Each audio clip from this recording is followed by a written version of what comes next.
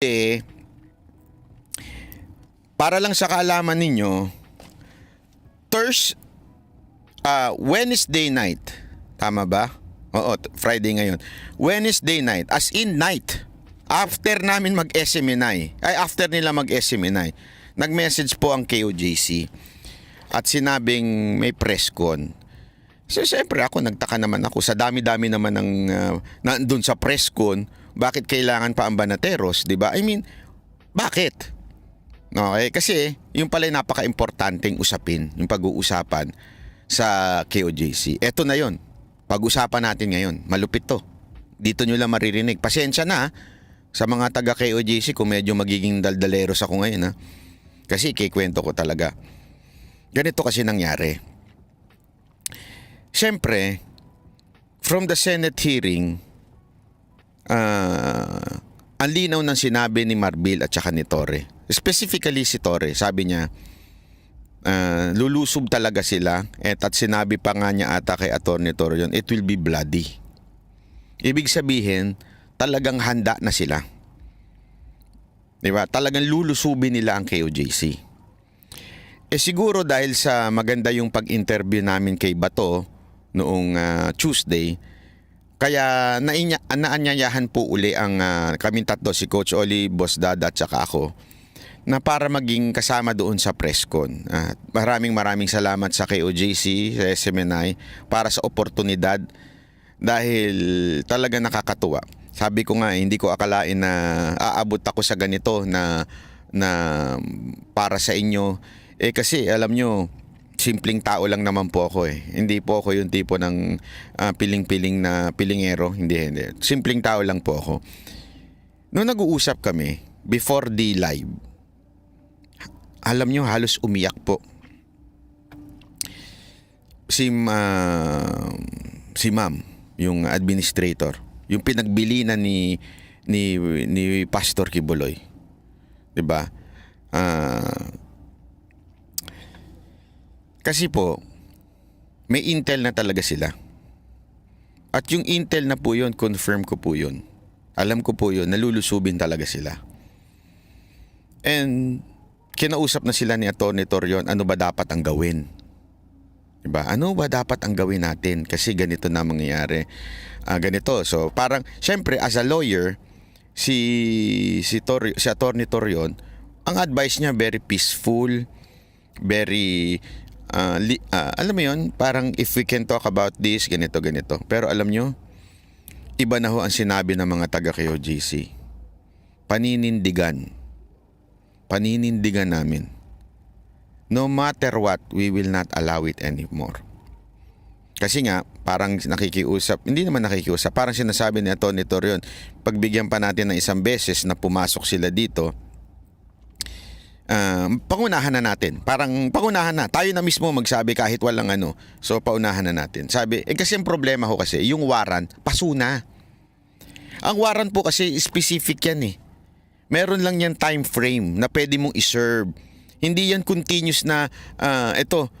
Or else magiging sabi nga nila parang ano na yan, nanguhula na lang yan. At warrant po yun . Ano po yun? Warrant of arrest, hindi po yun search warrant. Magkaiba po yun. Diba? Ang problema, kung matatandaan nyo, si Marantan din ay natanggal noon sa serbisyo. Binalik yan noong panahon na kung saan si Tebes, yung issue ng Tebes at Digamo. At merong instance na nataniman yung bukid ni Tebes. Nagdemanda nga sila . Diba? Na kung maalala nyo, nagdemanda sila. Na-dismiss yun. Dahil ibig sabihin, nagtanim lang. Di umano. May lumapit po sa KOJC. Tao mismo ng PNP. Hindi kasi masyadong naklaro to . Tao mismo ng PNP na ganon ang plano, tataniman sila sa loob. Marami na daw doon sa mga PNP official na yun. Marami doon sa PNP unit na yun na disagree na sa ginagawa ng PNP. Although they cannot do anything about it.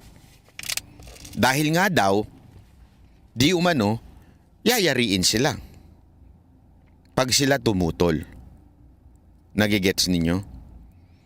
Tapos, di umano si Marantang ay talaga nga namang kilala.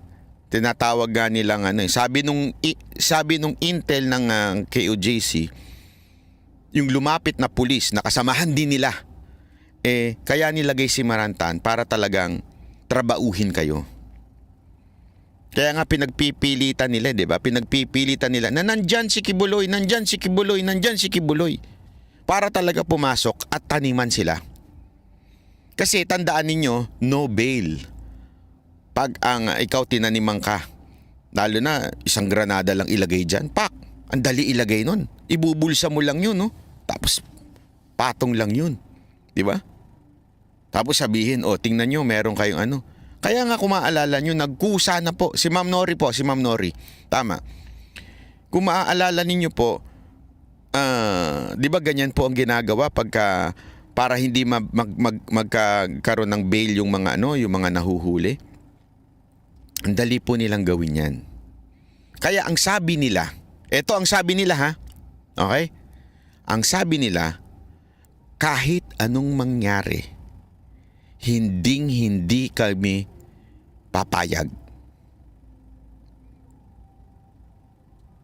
Ang dating panguhunon, tinanong ho sila ng mga kami, anong ibig niyo pong sabihin na hindi kayo papayag? Lalaban po ba kayo? Sabi nila, lalaban sila. Ang may nagtanong pa nga, meron po ba kayong armas? Ang sagot nila, wala. Diba sinuko na nga namin nung una? Sinuko na namin. Pero ako may nakita akong armas. Alam niyo kung ano yung armas na yon?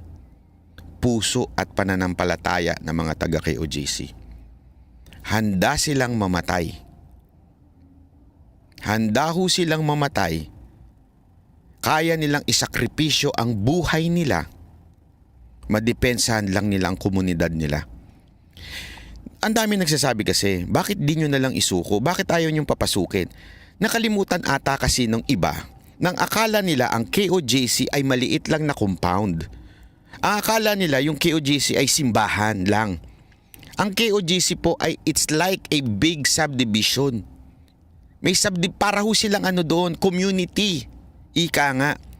May eskwelahan, kumpleto po sila doon sa loob. Komunidad po ang KOJC. Halimbawa, kasi may nagsasabi, bakit di nyo nalang isuko? Bakit hindi ganito? Bakit ganito?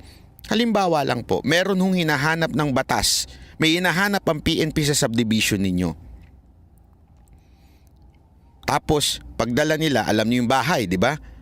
Tapos ang gawin nila doon, magdala sila ng 3 batalyon, lusubin yung subdivision nyo, pasukin ang bawat bahay. Ano mararamdaman ninyo? Yun po ang nararamdaman ng mga taga KOJC. Kasi bahay nila yan. May bahay dyan, may eskwelahan dyan, lahat na andyan. Community po yan eh. At wala pong pagmamay-ari si pastor. Yan po ay common wealth, ika nga. Pera ho yan ng church. Hindi na po si pastor ang may-ari niyan. Hindi na po si pastor ang pinaka pastor nila. Iba na ho. Ang pinaka nga dyan, administrator nga dyan si Pangulong Duterte. Alex Soriano, salamat po. Sa madaling salita, they have no reason going inside the house of this KOJC or this kingdom citizen. Mantakin mo. Pasukin ang bahay mo. Bakit? May hinahanap sa kapitbahay. Papayag kayo? Halimbawa na lang. Short example. Condominium. Nasa unit, nasa unit 13 ka. Wala namang unit 13. Di ba? Tapos, ang gagawin ng pulis, may isa-serve na warrant doon sa unit 3. Pero since gunggong yung pulis, hinalungkat ang buong kondo, pinasok ang lahat ng unit. Payag ka? Ganon ang ginagawa sa KOJC. Community yun eh. Tapos papasukin nila lahat. Hindi naman budo nakatira si Pastor Kibuloy at hindi kanya yun. Nagigets ninyo? Malaki po yun.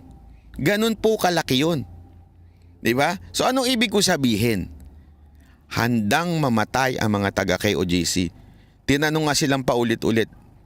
Kaya kahit ako napapaluha ako nung pinag-uusapan namin. Yung seryosong bagay ito Na alam niyo, biruan siya na seryoso na nakakaiyak. Na parang, shit, totoo ba to?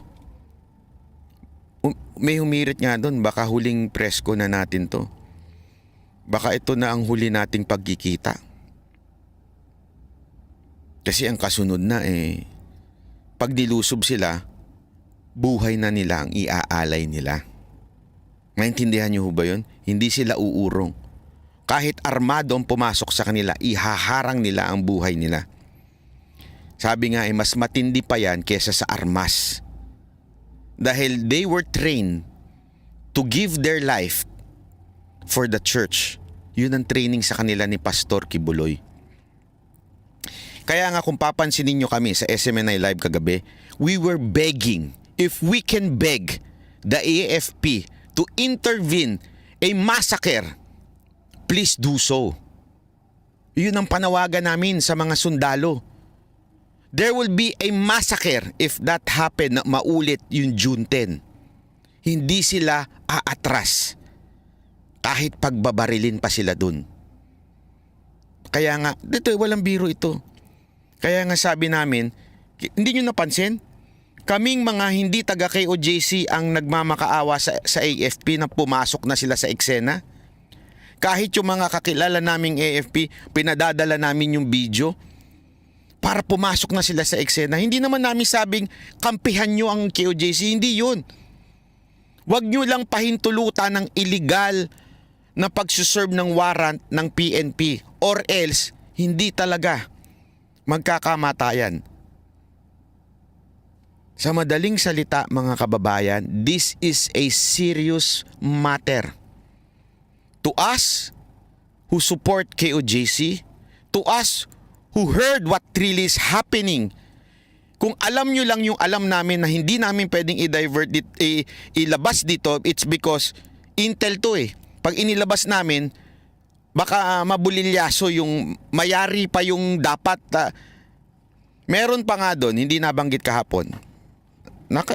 Ay wala, hindi ko dala yung sulat.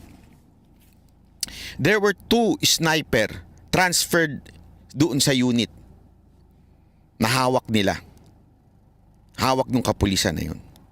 Kinuha talaga sa ibang lugar, itinransfer yung sniper doon. Ganong katindi.